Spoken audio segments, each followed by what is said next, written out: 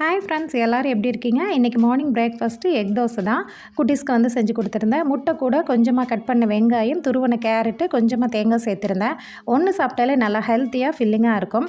டக்குன்னு மார்னிங் பிரேக்ஃபாஸ்ட்டுக்கு குழந்தைங்களுக்கு ஹெல்த்தியாக ஏதாவது செஞ்சு கொடுக்கணும் அப்படின்னா மாவு முட்டையும் கொஞ்சமாக வெஜிடபிள்ஸும் இருந்தாலே போதும். குழந்தைங்களுமே நல்லா விருப்பப்பட்டு டக்குன்னு சாப்பிட்டுட்டு கிளம்பிடுவாங்க. நேற்றுக்கு சண்டே ஈவினிங் கொஞ்சமாக ஷாப்பிங் போயிருந்தோம். அடிக்கிற குளிருக்கு டீ குடிக்கலாம் அப்படின்னு ரெகுலராக போகிற பேக்கரிக்கு தான் போயிருந்தோம்.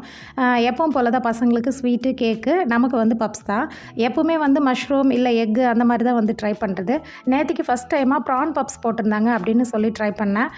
ரொம்ப சூப்பராலாம் இல்லைங்க, நார்மலாக தான் இருந்துச்சு. மீன் நல்லா விரும்பி சாப்பிட்றவங்களுக்கு கண்டிப்பாக இந்த பப்ஸுமே ரொம்ப பிடிக்கும். பட் எனக்கு அவ்வளோக்கா பிடிக்கல. சாப்பிட்டுட்டு அப்படியே பில் போடுற இடத்துக்கு போயாச்சு. நம்மளுடைய சின்ன வயசு ஞாபகப்படுத்துகிற மாதிரி பார்த்திங்கன்னா, பில் போடுற இடத்துல சுக்கு மிட்டாய், தேன் மிட்டாய், அப்புறம் இந்த சுத்திர மிட்டாய், சீரக மிட்டாய் எல்லாமே வச்சுருந்தாங்க. ஒரு 2 நிமிஷத்துக்கு வந்து பார்த்திங்கன்னா, சின்ன வயசில் பெட்டி கடையில் போய் கம்பர்கட்டு வாங்கி சாப்பிட்ட ஞாபகம் வந்து டக்குன்னு அப்படியே க்ராஸ் ஆகி போச்சு. அந்த ஃபீலிங் வந்து ரொம்பவே நல்லா இருந்துச்சு. அந்த ஹாப்பினஸோடு அங்கேருந்து கிளம்பியாச்சு. உங்களுக்கும் இந்த மாதிரி மிட்டாயெல்லாம் பார்க்கும்போது சின்ன வயசு ஞாபகம் வருதா அப்படின்னு கமெண்ட்டில் சொல்லுங்கள். நெக்ஸ்ட் வீடியோவில் பார்க்கலாம். தேங்க்ஸ் ஃபார் வாட்சிங். பாய்.